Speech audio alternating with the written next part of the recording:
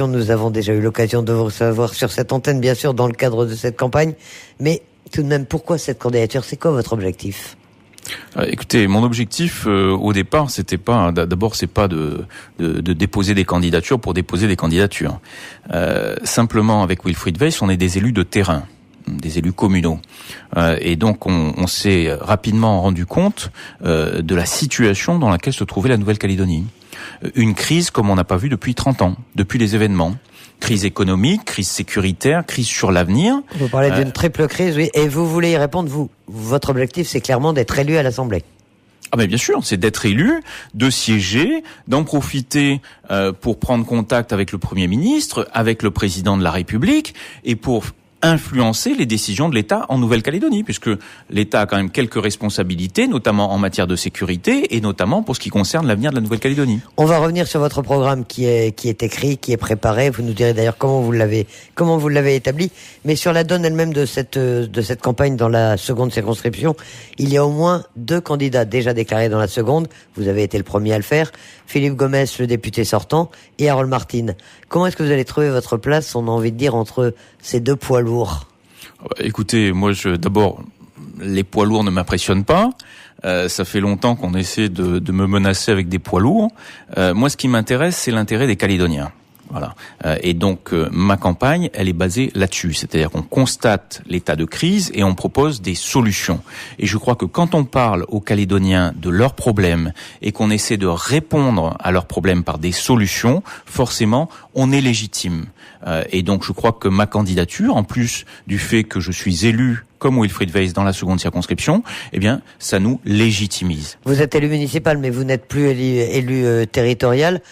Est-ce qu'on vous connaît suffisamment? Est-ce que vous avez une notoriété comparable à celle de vos adversaires? Oui, et est-ce que vous avez assez d'expérience? Mais bien sûr, écoutez, Elisabeth, il n'a échappé à personne que je fais de la politique depuis 1998, que j'ai été élu au Congrès et à la province de 2004 à 2014, que j'ai été membre du gouvernement, porte-parole du gouvernement, je passais à la télé toutes les semaines, j'ai été vice-président de la province sud, élu à Boulou-Paris. Je suis un des rares Calédoniens à avoir un réseau d'influence très important à Paris, grâce à mes amis, donc les centristes et à l'UDI en métropole.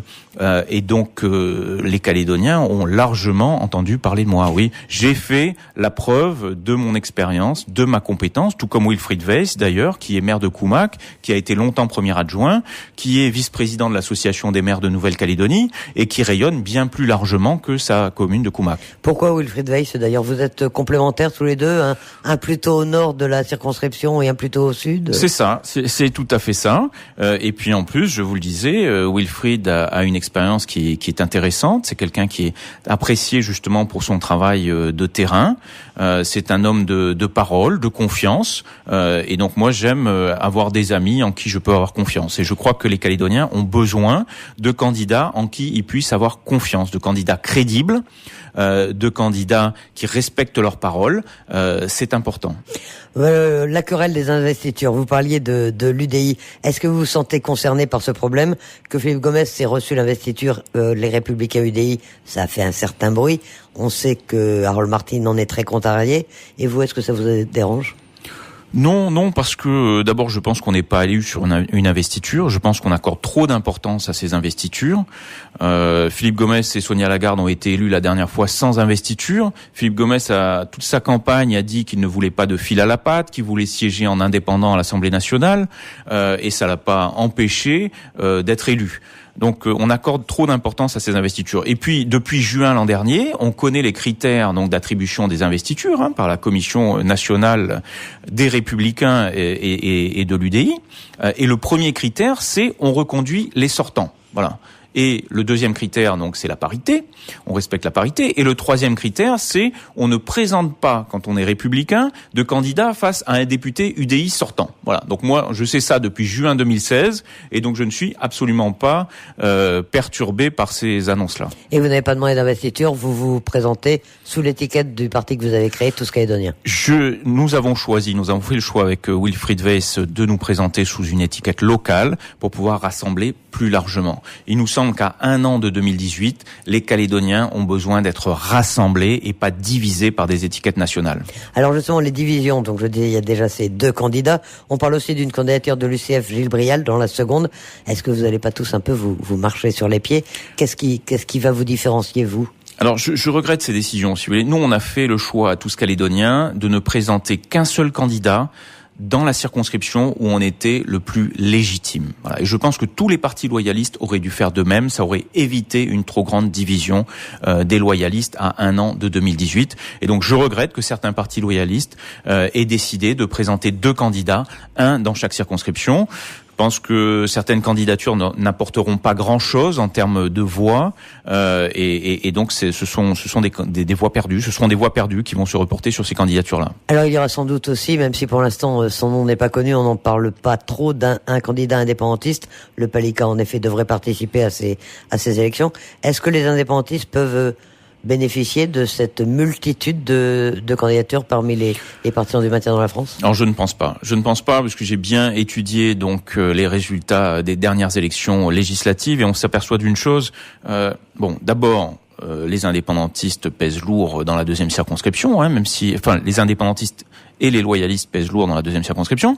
Mais ce qu'on s'aperçoit, c'est que au 2e tour, eh bien, d'abord, l'ensemble des candidats appellent à voter donc pour le candidat loyaliste, et puis l'ensemble des électeurs se mobilisent, même ceux qui n'ont pas voté au premier tour, même les électeurs loyalistes qui n'ont pas voté au premier tour, se mobilisent encore plus pour le 2e tour pour assurer un député loyaliste à la 2e circonscription. Donc je suis pas inquiet sur le sujet. Pas de risque qu'un député indépendantiste soit élu cette année encore. Écoutez, il faut que les électeurs se mobilisent. C'est jamais gagné d'avance, mais j'ai confiance, j'ai foi en la capacité de nos électeurs loyalistes à se mobiliser suffisamment pour faire passer un député loyaliste. Alors vous-même, vous avez déclaré votre candidature le 1er, je crois, dans cette seconde circonscription. Oui. Vous êtes sur le terrain depuis longtemps?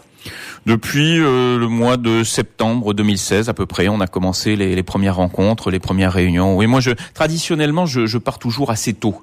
D'ailleurs, je suis parti plus tard que ce que j'aurais voulu. J'aime moi partir 1 an avant l'élection. Vous voyez, commencer les premières réunions. Et qu'est-ce qui vous a retardé? Vous hésitiez à vous présenter ou... Non, c'était un petit peu toutes ces questions là, vous voyez, de répartition des candidats loyalistes qui me tracassaient un petit peu, et je voulais être sûr de faire le bon choix, de présenter le bon candidat au bon endroit et de diviser le moins possible les loyalistes. Et puis j'aime bien partir, je vous le disais, 1 an à l'avance. Pourquoi? Parce que je pense que c'est beaucoup plus respectueux de l'électeur que d'aller le voir bien en amont de l'élection, de discuter avec lui, d'échanger, de savoir quels sont ses besoins pour répondre au mieux à ses préoccupations. Alors Philippe Gomès a commencé sa campagne aussi en faisant notamment le bilan de son mandat de ses 5 ans à l'Assemblée nationale. Qu'est-ce que vous en pensez? Et à quoi est-ce qu'on juge un bon député? Au résultat, à la situation de la Nouvelle-Calédonie, parce que je vous rappelle une chose, c'est que traditionnellement, le député en Nouvelle-Calédonie, c'est quand même le chef de la majorité. Voilà, ce qui est le cas.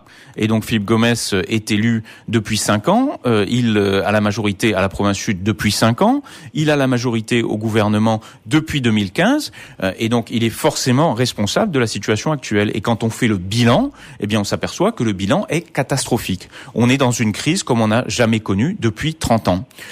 Et donc alors évidemment, il fait le bilan de ses interventions à l'Assemblée nationale, c'est très bien. Il est beaucoup intervenu quand même. Oui, il est beaucoup intervenu. Il dit même qu'il est intervenu autant que les 3 autres parlementaires réunis. Sauf que quand on voit le résultat, on se dit que peut-être il faudrait intervenir un petit peu moins à l'Assemblée nationale et puis agir un petit peu plus sur le terrain. Enfin, moi, c'est ce que je pense. Alors vous, sur quel sujet vous voulez intervenir justement? Vous avez essentiellement 3 thèmes de campagne. Mais d'abord, comment est-ce que vous avez préparé votre programme? On entend les candidats à la présidentielle notamment expliquer qu'ils ont passé 3 ans sur le terrain, qu'ils ont rencontré des tas de gens, etc. Mais moi, j'ai pas passé 3 ans. Moi, ça fait 20 ans que je suis sur le terrain. Vous voyez, ça fait 20 ans que je suis au contact des Calédoniens. Donc, à partir des réflexions des Calédoniens, à partir des constats que l'on fait, à partir des études économiques qui sont réalisées, des études statistiques qui nous donnent l'état de la Nouvelle-Calédonie en ce moment, eh bien, on a réalisé ce programme et surtout, on a cherché à réaliser un programme qui corresponde aux préoccupations principales des Calédoniens. Parce qu'évidemment, on peut parler de beaucoup de choses. Quand je vais voir les agriculteurs, évidemment, je leur parle d'agriculture. Ça n'est pas dans mon petit document. Mais on a tenu à parler de sécurité, d'économie, d'avenir institutionnel, parce que ce sont les 3 préoccupations principales des Calédoniens. Qui dépassent d'ailleurs la seconde circonscription, qui sont des problèmes qui concerne l'ensemble de la Calédonie. L'ensemble de la Nouvelle-Calédonie, mais le député est élu au niveau national, et donc un député peut se préoccuper de n'importe quelle question à n'importe quel endroit de la France.